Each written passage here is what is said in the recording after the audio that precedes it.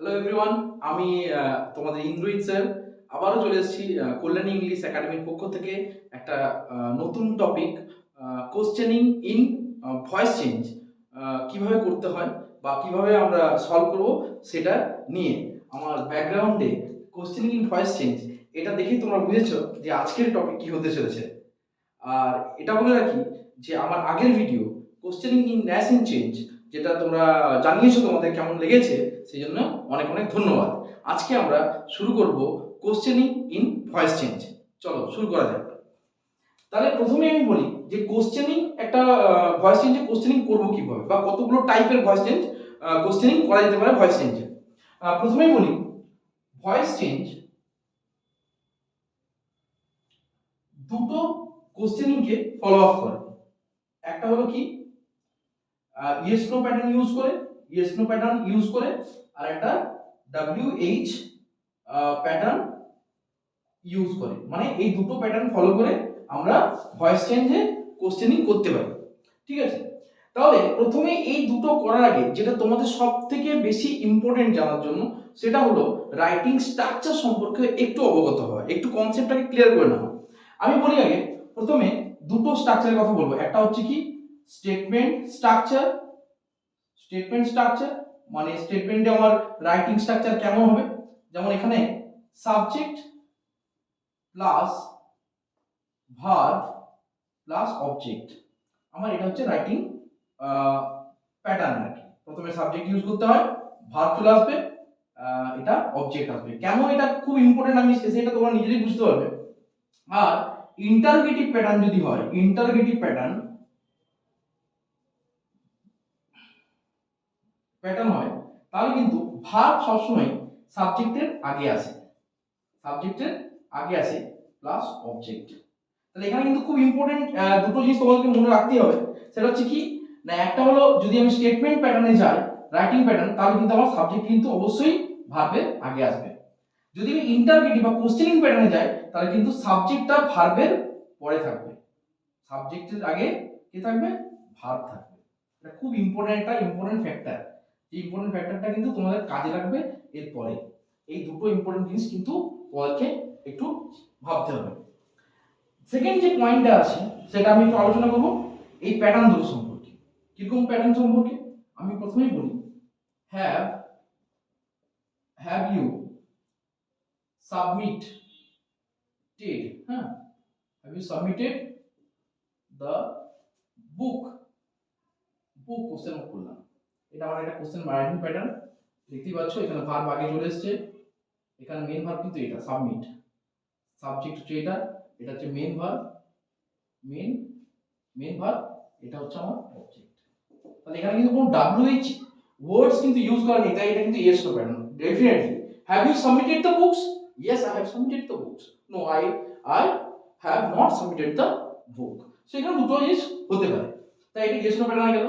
এরপর বলি কেন এটা একটু সুবিধা করে নিই, কিভাবে করব সব, এইখানটাতেই হচ্ছে ট্রিকটা। প্রথমে আমার কোশ্চেনিং আছে, ওকে, এটাকে আমি কি বানাবো, স্টেটমেন্ট বানাবো। তারপর কি বানাবো, ভয়েস চেঞ্জ করে নেবো। বানাতে হবে না, আমি ভয়েস চেঞ্জ করবো এটা। তারপরে এগেন কোশ্চেনিং। খুব সহজে এটা তোমরা করতে পারো যদি এটা একটু ফলো আপ করো ঠিকঠাক। আমার কোশ্চেনিং কিন্তু করাই থাকবে, মানে এই কোশ্চেনিংটা আমার দেওয়া আছে এখানে, এটা আমি কি বানাবো, স্টেটমেন্ট বানাবো। আমি আগেই বলেছিলাম স্টেটমেন্টে যে বলেছিলাম subject plus verb plus object, এই প্যাটার্নটা, এটা স্টেটমেন্ট প্যাটার্ন আছে। কোশ্চেনিং প্যাটার্নে কিন্তু আগে কিন্তু ভার্ব চলে এসেছে, verb plus subject plus object. Okay, so এখানে আমার এটা রয়েছে, আমাকে এটা আনতে হবে। তাহলে যদি তাই হয় তাহলে আমি কি করব, you have submitted the book. Okay, so এটা কিন্তু আমার হয়ে গেল। কি আছে এটা, ভয়েস চেঞ্জ। এটা আমি ভয়েস চেঞ্জ করব। যেমনটা আমরা জানি যদি অ্যাক্টিভ ভয়েসে যদি have, has or the use of had থাকে, প্যাসিভ করার সময় অবশ্যই আমাদেরকে বিন অ্যাড করে ওর সাথে ভার্বের থার্ড ফর্ম ইউজ করতে হবে। কারণটা আমরা কি জানি যে প্যাসিভ করার সময় ভার্বের কিন্তু থার্ড ফর্ম ডেফিনেটলি ইউজ হয়। Third form means what, past participle form. How many forms are there, first form যেটা বেসিক ফর্ম হয়, যেটা প্রেজেন্ট ফর্মের উপর বেস করে। তারপরটা কি পাস্ট ফর্ম, যেটা হচ্ছে সেকেন্ড ফর্ম বলা হয়, B2 হিসেবে আমরা বলি। আরটা হচ্ছে কি থার্ড ফর্ম, যেটা হচ্ছে past participle form. Have, has, had সবসময় past participle form follow up করে। আর তাছাড়াও কিন্তু প্যাসিভ ভয়েস করার সময় V3টাই ইম্পর্টেন্ট ইউজ করতে হবে, নাহলে কিন্তু ভুল সেটা। এটা আমার হয়ে গেল, এটাও হয়ে গেল। এরপর যদি আমরা এটাকে ভয়েস চেঞ্জ করি তাহলে কি হবে, ভয়েস চেঞ্জটা করে নিই। তাহলে the book has been submitted the book has been submitted by you। এটা আমার ভয়েস চেঞ্জ হয়ে গেল। এরপর মনে একটা প্রশ্ন সবাই হয়ে গেল, স্যার আমার কোশ্চেনটা ছিল কি, আমার কোশ্চেনটা ছিল you have submitted, you have, ইউটা কি না, ইউটা হলো কি না পারসন অনুযায়ী ইউ হচ্ছে সেকেন্ড পারসন জন্য এটা আমার হ্যাভ করেছি, ইউটা সেকেন্ড পারসন বলে হ্যাভ করেছি, গট ইট। কিন্তু আমরা কি জানি, আমরা হচ্ছে third person. If your subject is third person singular number, তাহলে কিন্তু সব সময় কিন্তু হ্যাজটা ফলো হবে, হ্যাভ হবে না। তাহলে আমরা কি দেখছি এখানে, আমার সাবজেক্ট এখানে কি থার্ড পারসন সিঙ্গুলার নাম্বার, যেহেতু সিঙ্গুলার তাই এটা হ্যাজ হয়েছে। যদি আমার এখানে বুকস হতো তাহলে কিন্তু এটা হ্যাভ হতো, এটা কিন্তু যদি বুকস হতো তাহলে থার্ড পারসন প্লুরাল, তাহলে এখানে কিন্তু হ্যাভ হতো। এটা যেহেতু সিঙ্গুলার তাই আমি হ্যাজ করেছি, তাহলে এটা আমার হয়ে গেল। তাহলে এরপর আমি আবার এগেইন কোশ্চেন যদি করি কি করব, এটাকে নিয়ে চলে আসি সামনে, has the book bin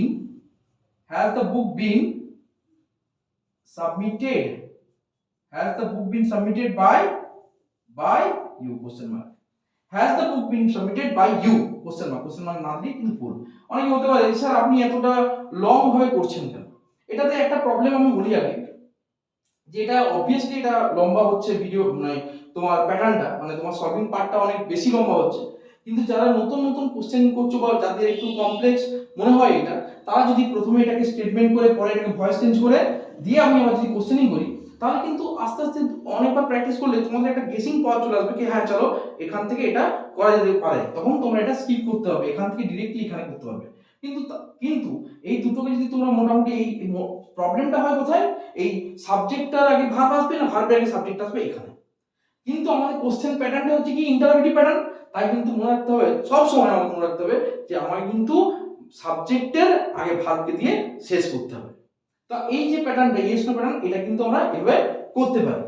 second যে প্যাটার্নটা আছে সেটা কি না WH প্যাটার্ন। এটা আমি ইয়েস নো প্যাটার্নটা দেখালাম, ইয়েস নো প্যাটার্নটা দেখিয়েছি, আমি একটা WH প্যাটার্ন দেখাই।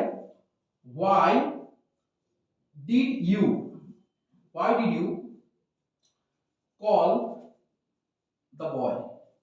এটা একটা কোশ্চেন হবে। Why did you call the boy? এখানে কিন্তু দুটো জিনিস খুব শেখার মজার বিষয় আছে অবশ্যই। Why did you call the boy? First of all এটা কোন টেন্স, খুব ইম্পর্টেন্ট নয়। ডিড মানে কি, আমরা কি জানি ডু কিংবা ডাজ এর পাস্ট ফর্ম হচ্ছে কি ডিড, মানে এটা হচ্ছে প্রেজেন্ট ফর্ম, মানে সিম্পল প্রেজেন্ট ফর্ম ডু ডাজটা। আর এইটা হলো মানে ডিড হলো কি সিম্পল পাস্ট মার্কার, এটা কিন্তু মনে রাখতে হবে, সিম্পল পাস্ট মার্কার। তাহলে আগের প্যাটার্নের মতনই আছে। Why did you call the boy? অনেকে বলতে পারে স্যার এটা আপনি এভাবে করলেন কেন, আমি যদি একে স্টেটমেন্ট করি এটা হবে কি you called the boy। অনেকের মধ্যে আরেকটা কনফিউশন হচ্ছে, এখানে ডিড ছিল আপনি কল করেছিলেন, কারণ আমরা কি জানি ডু ডাজ ডিড সব সময় কিন্তু ভার্বের কাকে ফলো করে V1 কে ফলো করে বেস ফর্মটাকে। কিন্তু এখানে স্যার আপনি কেন কল্ড বললেন, অবভিয়াসলি এটা কিন্তু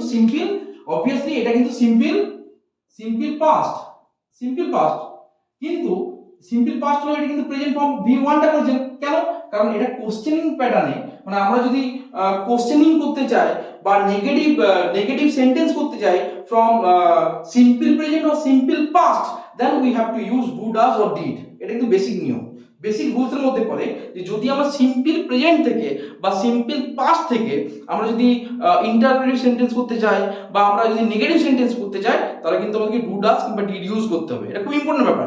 যেহেতু আমাদের ইন্টারোগেটিভ আছে তাই কিন্তু এটা কোশ্চেনিং যেহেতু করা আছে তাই ডিডটা ইউজ করা হচ্ছে, তাই V1টা ফলো আপ হয়েছে। কিন্তু যখন আমি এটা স্টেটমেন্ট করছি আমি এটার সাথে সম্পর্ক নেই, আমি স্টেটমেন্ট করার সময় কিন্তু ইউ কল দ্য বয়, আমি যেহেতু এটা কোশ্চেনিং নয় তাই কিন্তু এখানে আমার এইটা হচ্ছে পাস্ট টেন্স ইউজ হয়েছে। এবার অনেকে বলছে এটা কেন এরকম ডিডটা কেন তুলে দিলেন? ডিড তুললাম কারণ এটা ইন্টারোগেটিভ আর সেন্টেন্স এর স্টেটমেন্ট হয়ে গেছে। তাহলে আমার তো এখানে ডিডটা এখানে এই ডিডের এই যে পাস্ট টেন্স আছে এই পাস্টের যে মানে ক্যারিয়ার কে মার্ক করছে, এই ডিডটা হচ্ছে মার্কার, পাস্ট মার্কার। তাই এই পাস্ট মার্কারকে যখন আমি তুলে দিলাম তাহলে এখানে V2টাকে নিয়েছি, এখানে V2টাকে নিয়েছি। কল আমরা জানি, তাহলে এখানে ভয়েস চেঞ্জ করলে কি হবে? The boy was called by you. এটা আমার ভয়েস চেঞ্জ হয়ে গেল, যেটা আমি আগের নিয়মে questioning statement VC voice change আর এটা হচ্ছে এগেন কোশ্চেনিং, এই যে আমি এটা রুলসটা আমি দেখালাম, এইটা করলে কিন্তু ভুলটা অত্যন্ত কম হওয়ার জায়গা রয়েছে। আমি সেম ম্যাটারটাই ফলো আপ করছি। The boy was called by you, তাহলে এটা আমার হয়ে গেল, কিন্তু আমার কোশ্চেনিং ছিল, এটা করলাম এগেন কোশ্চেনিং, এটা কোশ্চেনিংটাকে আগে নিয়ে চলে আসবো, কিন্তু আমার কি দিয়ে শুরু হচ্ছে? ওয়াই দিয়ে নিয়ে চলে এসো। ওয়াইটাকে সামনে নিয়ে চলে এসো, এটা সাবজেক্ট হিসেবে কাজ করছে ধরতে পারো। Why was the boy called by you, অবশ্যই কোশ্চেন মার্ক দিতে হবে, নাহলে কিন্তু ভুল। Why was the boy called by you, এটা যদি আমার এই কোশ্চেনটা যদি এরকম থাকতো, যদি আমি কোশ্চেনটা একটু চেঞ্জ করে দিই, এটা হয়ে গেল। যদি আমি একটু কোশ্চেনটা চেঞ্জ করে দিই, যদি আমি একটু অন্যরকম ভাবে নিয়ে যাই, তাহলে কিন্তু আমাদের অনেকটা সোজা। কারণ এই ডু ডাজটা একটু বুঝতে হবে। ডু ডাজ তাহলে সিম্পল প্রেজেন্ট, আমরা কি জানি?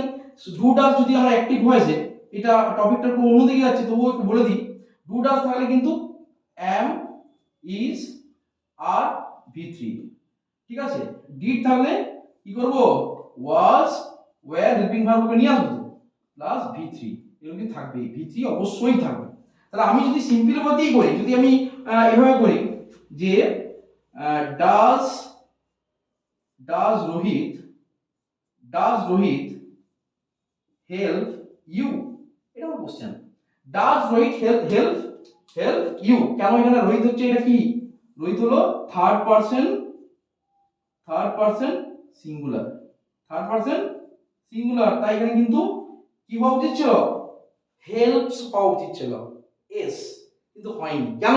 কারণ এই যে এখানে ডাজ রয়েছে, এটা সবসময় আগে ফলো আপ করবো, V1 কে ফলো আপ করবে, V3 লিখেছি, V1 কে ফলো আপ করবে। কিন্তু যদি আমি এটা স্টেটমেন্ট করি, তাহলে স্টেটমেন্ট করলে আমি এটা তুলে দেবো, তুললে কিন্তু আমার কিন্তু এখানে থার্ড পারসন হিসেবে ইউজ করতে হবে। কেন? রোহিত হেল্পস ইউ, কেন? কারণ এটা সিম্পল প্রেজেন্টই আছে, সিম্পল প্রেজেন্টেই রয়েছে। তাহলে আমি তুললাম রোহিত হেল্পস ইউ, এটা আমি ভয়েস চেঞ্জ করব, ইউ আর হেল্প ইডি মানে third form, you are help by Rohit. তাহলে এখানে কোশ্চেনিং, এই যে questioning pattern, okay, statement, okay, voice change, okay. কি করব এরপর? নেক্সট পার্ট এগেন কোশ্চেনিং করলে এটাকে আমি আবার সামনে নিয়ে চলে আসবো। আর ইউ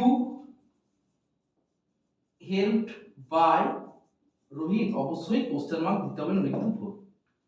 অবশ্যই কোশ্চেন মার্ক দিতে হবে, নইলে কিন্তু ভুল। আশা করি তোমাদের এই সলভিং প্যাটার্নটা ভালো লেগেছে। যদি ভালো লাগে অবশ্যই তোমরা লাইক করো, কমেন্ট করো তোমাদের সমস্যা যদি থাকে, পরের ভিডিও কোন টপিকের উপর তোমরা চাইছো সেটাও তোমরা বলতে পারো। তোমাদের যদি অবশ্যই ভালো লাগে তা তোমরা অবশ্যই সেটাকে শেয়ারও করবে, কমেন্ট করবে। যারা নতুন তারা আমার চ্যানেলটাকে একটু সাবস্ক্রাইব করে দেবে। তোমাদের ভালো লাগলে আমারও মানে এই ভিডিও বানাতে অনেকটাই ভালো লাগে, ঠিক আছে। তো সবাইকে অনেক অনেক thank you, and stay connected with my channel Kulani English Academy. Thank you so much.